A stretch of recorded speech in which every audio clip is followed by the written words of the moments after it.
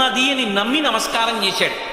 నమస్కారం చేసినందుకు ఆవిడ ఏం చేసిందంటే ఇళ్ళు ఇచ్చింది, వాహనాలు ఇచ్చింది, ఐశ్వర్యం ఇచ్చింది, ఇన్ని ఇచ్చింది.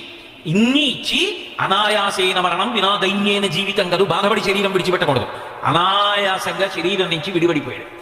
విడిపోయిన తర్వాత అయ్యో వీడి జీవుడు మామూలుగా ప్రయాణం చెయ్యడం ఏమిటని నారాయణుణ్ణి చెయ్యి పట్టుకుని గరుత్మంత వాహనం మీద వచ్చింది. వస్తే నారాయణుడు చెయ్యెత్తి పైకెత్తి గరుత్మంత వాహనం మీద కూర్చోబెట్టుకుని తీసుకెడుతున్నాడు.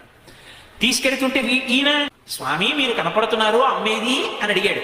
ఏమయ్యా నువ్వు ఎప్పుడో ఒకసారి ఆవిడ ఉన్నది అని నమ్మి ఇలా అన్నావుట, ఇంత కష్టపడి నమ్మి నువ్వు ఒక్క నమస్కారం చేశావే, ఆవిడేమిచ్చింది నీకు? ఉన్ననాళ్ళు ఐశ్వర్యం ఇచ్చింది, పుత్రపౌత్రులు ఇచ్చింది, గుర్రాలు ఇచ్చింది, ఏనుగులు ఇచ్చింది, గొర్రెలు ఇచ్చింది, మేకలు ఇచ్చింది, ఐశ్వర్యం ఇచ్చింది, సంపత్తిని ఇచ్చింది, దీర్ఘాయుద్ధాయం ఇచ్చింది, ఆరోగ్యం నన్ను తీసుకొచ్చింది, చెయ్యి పట్టుకుని పైకి ఎత్తించింది, గరుత్మంత వాహనం మీద ఎక్కించింది. ఇంతకన్నా నేను ఏమీ చేయలేకపోయానని సిగ్గుపడి ఎర్రని లక్ష్మి అది ఇంత ఎర్రబడి పరదాచట్ల నించుంది చూడవయా అంట.